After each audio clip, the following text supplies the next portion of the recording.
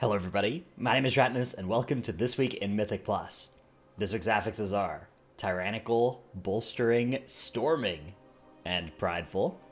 I figured this would be a cool week to talk about Tyrannical a little bit, because it's been a huge point of discussion over the last week, ever since it was announced. Well, it wasn't announced by anybody, by Blizzard at all or anything, but ever since it was figured out by Wowhead that score next season was going to be based on your best fortified run and your best tyrannical run from any given week, with the whichever one was the lower key being factored in at like a third of the value of whichever was the higher key that you'd done.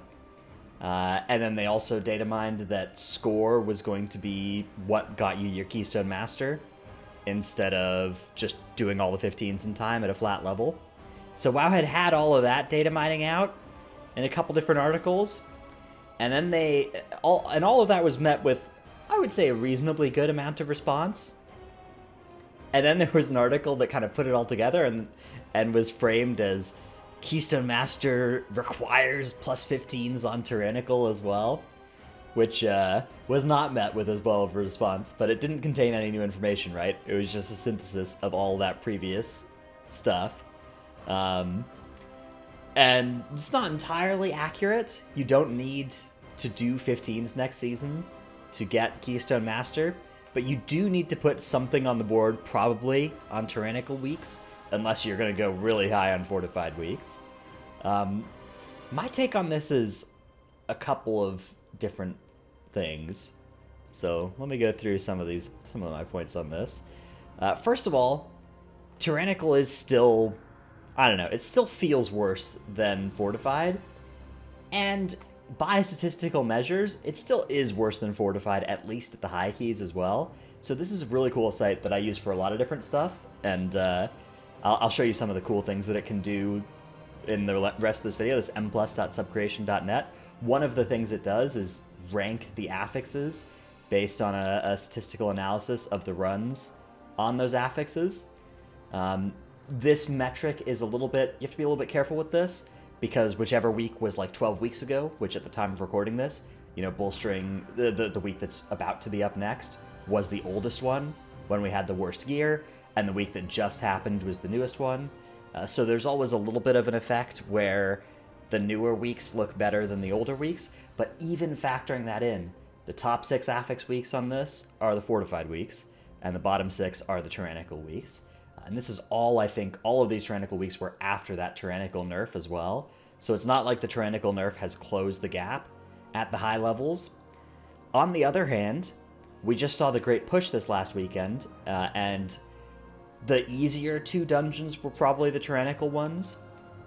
But those 2 were the ones that were done at 28 and 27, and then the 4 Fortified dungeons were done at 26 and 25. So, it's not like it's an insurmountable gap, and in fact, there's more evidence from the Great Push qualifiers where Spires of Ascension Tyrannical, which is not something that I think people would describe as like a delightful Tyrannical dungeon or anything, was also done at way higher levels than it had ever been done on live, whereas all the Fortified keys were kind of being done at about the same or one higher level than they'd been done on live. So it's possible that the evidence here is less that the Tyrannical keys are like impossible, and more that like people play them less, maybe due to a perception of it being harder, or maybe due to some other factors. I'd like to propose some of those now. One, Tyrannical's just less fun than Fortified. It just is. It sucks. It's you sit there for like a year fighting a boss. Like if you wanted to do that, you go do a raid. Raids are cool. You got 20 of your friends, you know, hanging out, killing bosses. You kill the boss and you get 226s. In dungeons, you know, hanging out, killing a boss for a year is less of a cool thing, I think. Dungeon bosses are just less exciting to be against. The 4th minute of a dungeon boss is so much less exciting than the 4th minute of, like, Sire Denathri is. You're seeing just, like, the same 2 mechanics that the boss does over and over again. And, yeah, I think that's a big part of Tyrannical being less popular to play, and having this kind of knee-jerk response where when you tell people you have to do Tyrannical, you get this kind of even if in practice, like if you looked down at this is statistics looking at the 16 to 27 level, but I think if you look down at the 10 to 15 level, you would find a much closer mix where just all of these are kind of, in the same area. But one other thing that's different about Tyrannical weeks is look at the accompanying affixes, right? Look at the things that are next to Fortified and Tyrannical, right? Fortified gets these 2 Volcanic weeks. Tyrannical gets these 2 Bolstering weeks. Tyrannical gets Storming, Bolstering. Tyrannical gets both of the Necrotic weeks, right? Then Fortified is just up here hanging out without any Bolstering, without any Necrotic.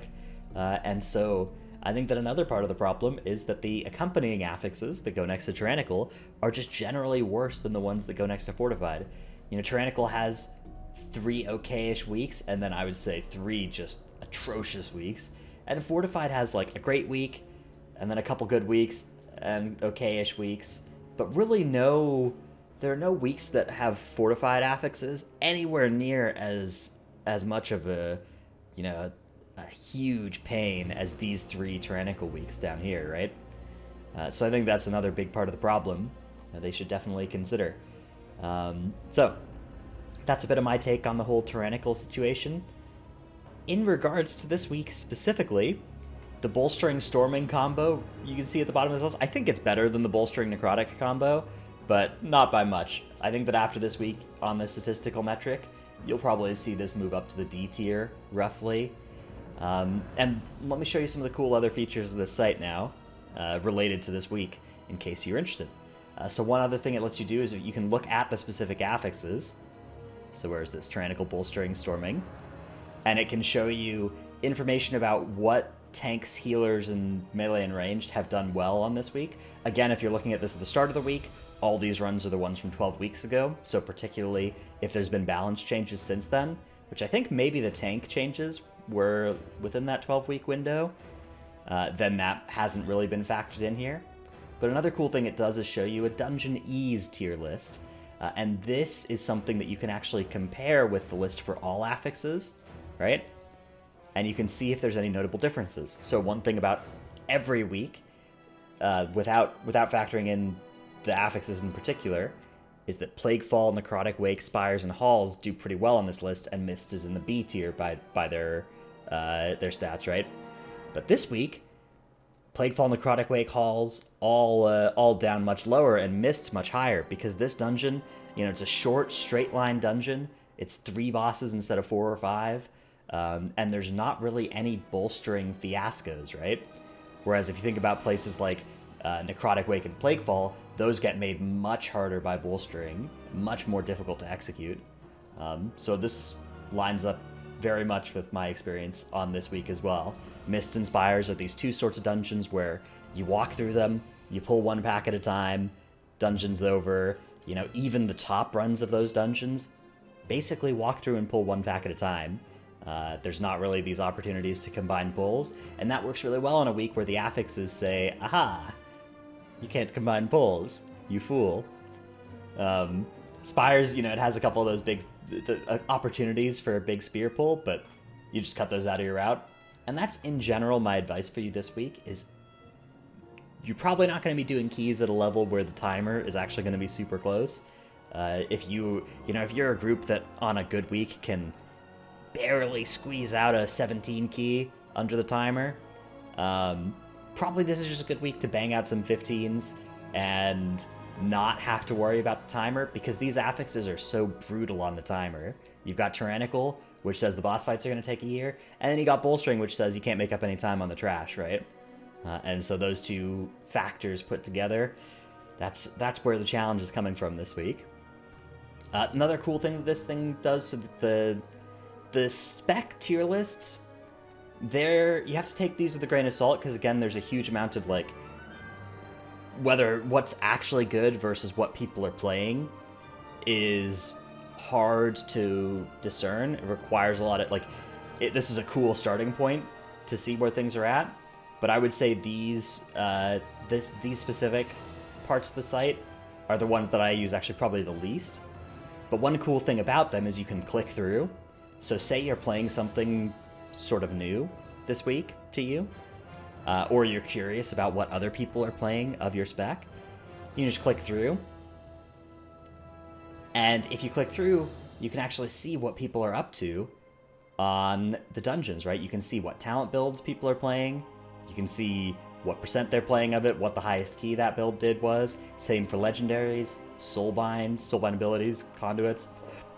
Basically anything you could think of that's part of a character build is in this part of the site.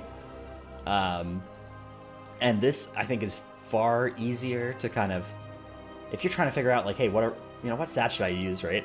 You just come down here, look at this, and you see what people are up to, right? Like, it's either verse or haste. Mostly verse is what people have on their characters for Vengeance Demon Hunter, right?